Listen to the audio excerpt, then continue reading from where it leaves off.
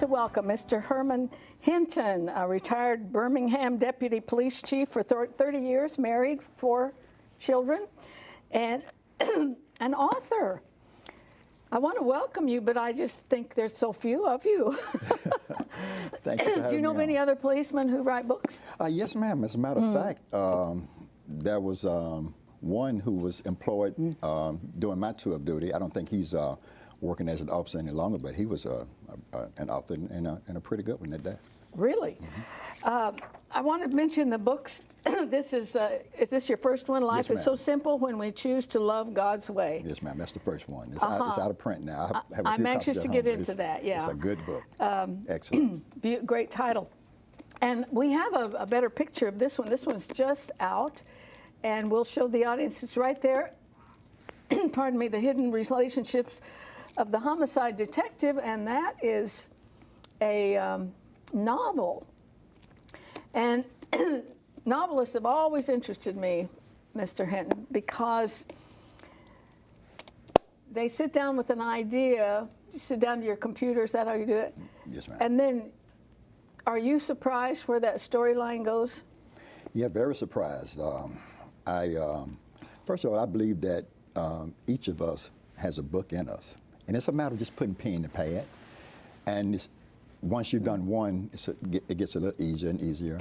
And of course, this one was a lot easier than this one was, you know. But I felt like I should give something back to the community, you know. And what better way than to do it by way of a novel?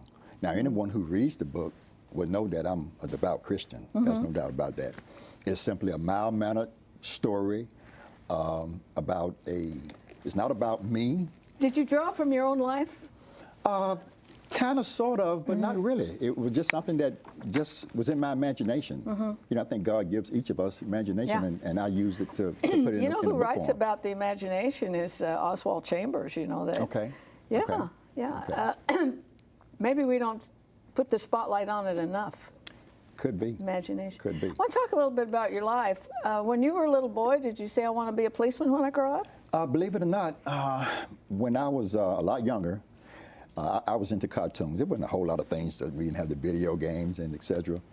But I used to love Underdog, the cartoon Underdog.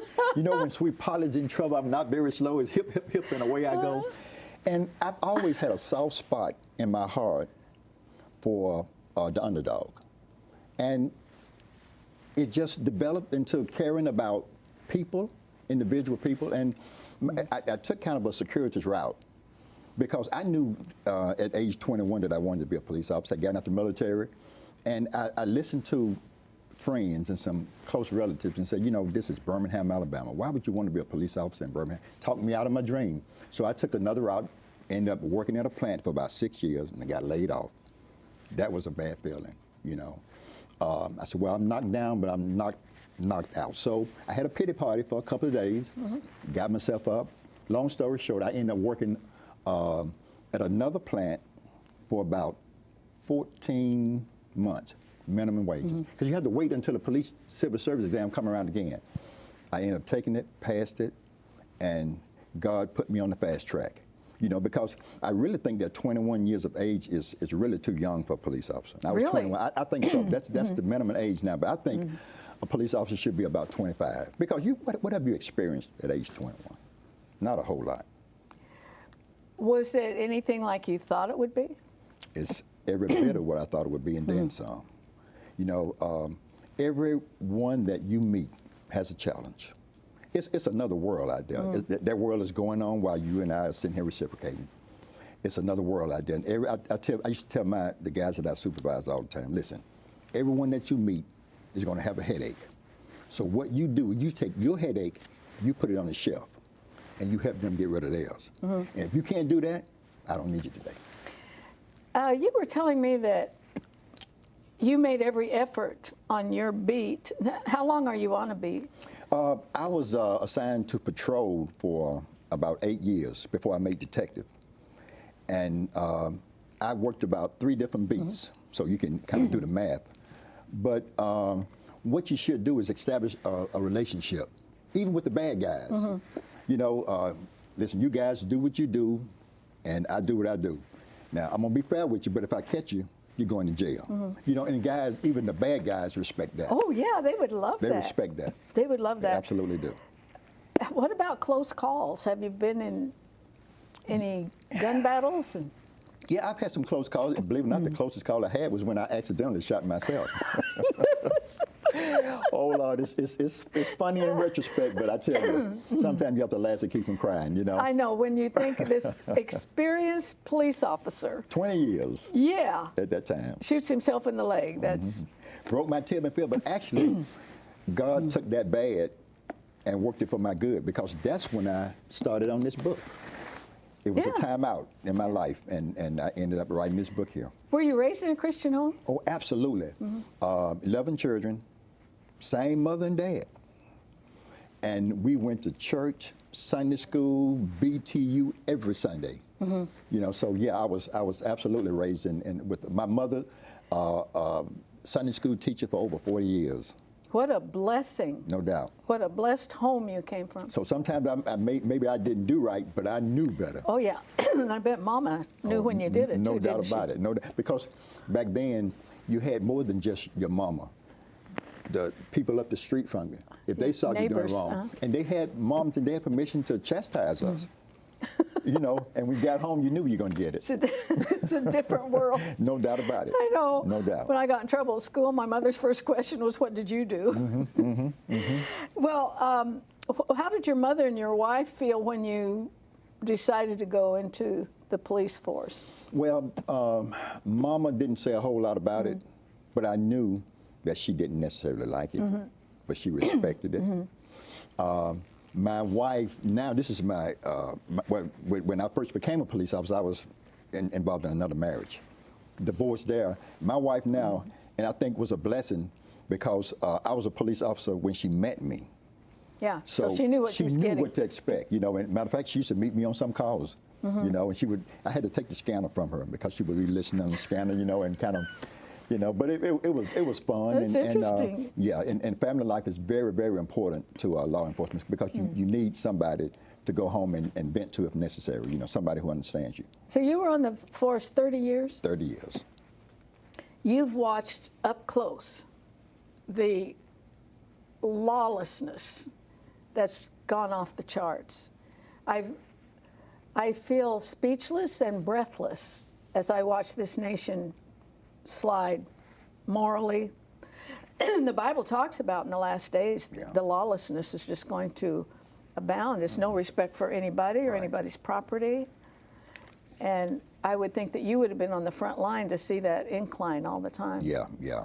A lot of the kids nowadays, Arthelene, they have no concept as to who God is. You know, or right and wrong. No doubt about it. No doubt about it. And at one time, everyone in the neighborhood pretty much respected law enforcement. And if something happened, even when I started back in 1983, a homicide would occur, I could go to people in the neighborhood and they would pretty much tell me what happened when I was working the streets. But nowadays, there's this code of silence. Yeah. Where we don't snitch. Yeah. You know, and so it has done a complete 360. The only thing that will change it is giving your heart to the Lord. No doubt about it. That's the only thing. No doubt about it. No doubt about it. And two, kids and adults as well don't know how to deal with offense. You know, it's in the heart. You know, I offend you, you offend me. And people don't realize that. I'm sick of that. That God, I think He allows offense to show us where there's a weakness.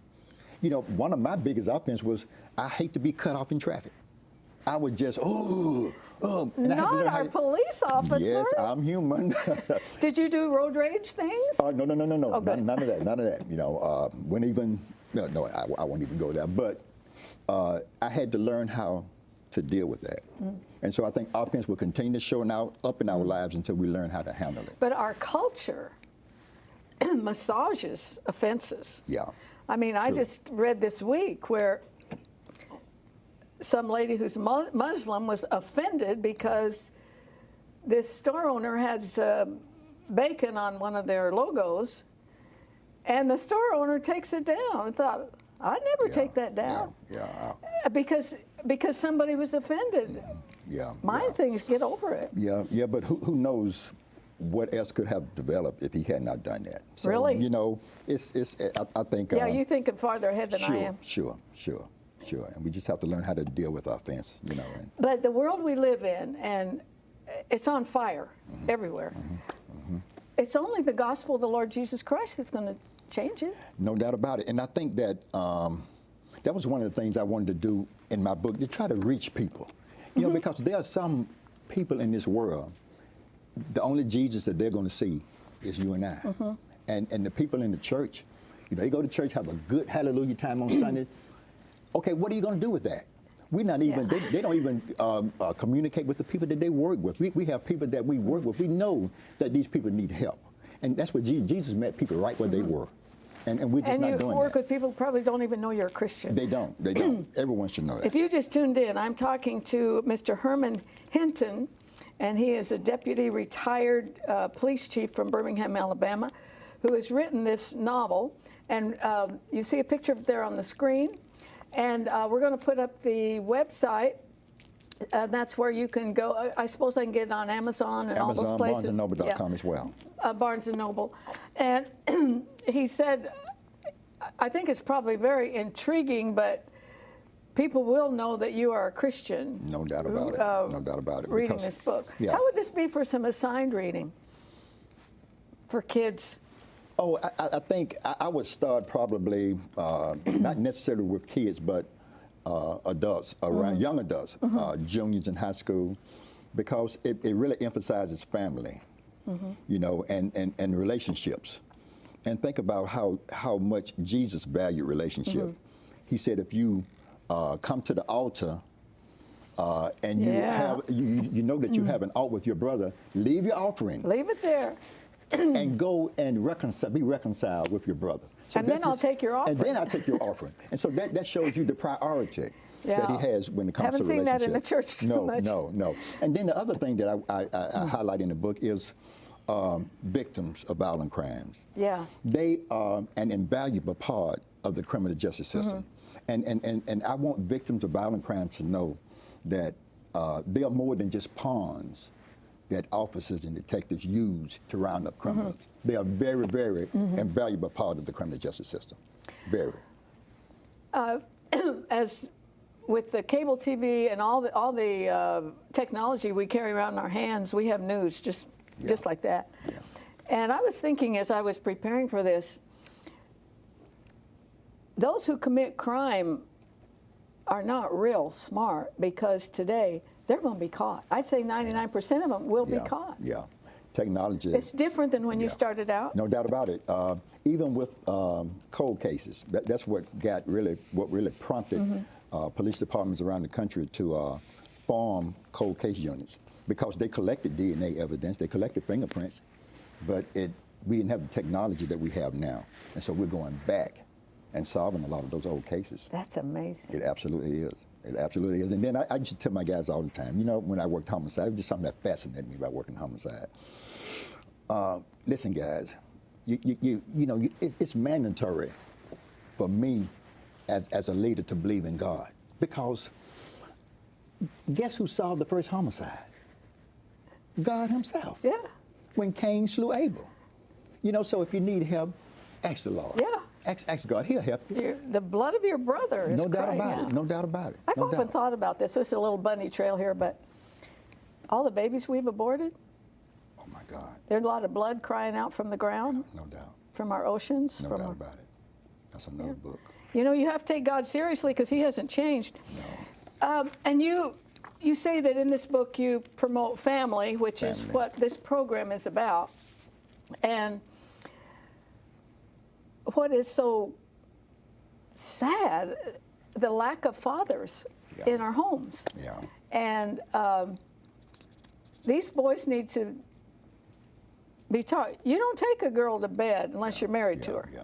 You know, make her a wife before you make her a mother. That's right. And girls, you need to watch it too. I got 2 teenage grandsons. I said, boy, you know, you might have to be the one to say no nowadays. Yeah, that's right. I was going to say that earlier. that some of the girls, they're worse than some of the boys are, you know. And that dad is very important in the family. To both Absolutely. son and daughter. You need a balance. And you're a product of that. No doubt about it. No doubt about it. Your dad was in the home? Yeah, my dad was in the home up until he died in 1985, and he was my hero. You know, I looked up to my dad, and I never will forget when I graduated from the academy. You know, when he saw me in uniform for the first time. Oh, wow. He said, "Man," he said, "that's the job I always wanted." You know, Really? He said, "But I couldn't have it because of the color of my skin." You know? Oh, my goodness. And that hurt me, but it helped me to be the very best that I could be. But his proudest moment, no doubt. No doubt, and mine too. And I want that for every child. Yeah. Want them to have the father. We've got just a couple minutes. Let me mention one more time this book. A lot of people just love a good novel, and boy, they're hard to lay down. But the name of the book is Hidden Relations of the Homicide Detective. I want to talk to you a little bit about that. What's it like to be a homicide detective? What do you do all day? Well, we are the voice of the dead. And I tell my guys, I would tell them every day, we adopted this philosophy by this French philosopher Voltaire. He said, "To the living we owe respect, but to the dead we owe the truth." Wow. So it's our job to get out here and find out what happened. We're the voice of the dead, you know, and again, if you can't do it, and there are some police officers that can't work homicide because it's so stressful. It's so, yeah. I have mothers calling me, telling me about homicides that when the baby got killed 30 years ago. I wasn't even a police officer then, but I had to listen to them and sympathize with them, put my headache on the shelf and just do what I can. But to have a leader like you were, to say, to the dead we owe the truth, that has to have a huge impact on those young guys that you are leading. No doubt about it. That this isn't just a job. We're not just out finding clues. Absolutely. It's a call. It's a call. And the guys in homicide who work homicide want to be there. They want to be there. And sometimes we will work 2 days in a row, you know, just nonstop. And boy, you finally get it. We finally get them. We finally get them. What would be the percentage? I bet 95 to 99% of the time you're going to get it. Well, our clearance rate exceeded the national average. The national average clearance rate for homicide, it's a prize. It's probably around 58%. But we manage 60-something, in some years 72 up to 76% of our homicides clear. Well, I think God helped you. No doubt about it. No doubt about it. You know, when you put God first, hey, He's going to work with else. you. No doubt about it. No doubt about it. What a pleasure. We're out of time. Wow. And thank you so much for coming. But in these last few seconds, let me encourage you to put policemen and firemen and all these good folks on your prayer list every morning. I pray every morning before I come to the office, and I pray for my family, and I pray for the nation, and I pray for my grandkids, and I call them all by name. That's good. I got 8 great-grandchildren, so that's pretty good, don't you think? I think it's excellent. And so we need to, and I pray for Pastor Saeed in that Iran jail, that he'll be set free. But put the policemen on your list, and the firemen, and all those that are out there serving us, that God will keep them safe. Because He will when we ask Him. Out of time. But join me next time, remembering there's no higher calling than that of a homekeeper. God bless you.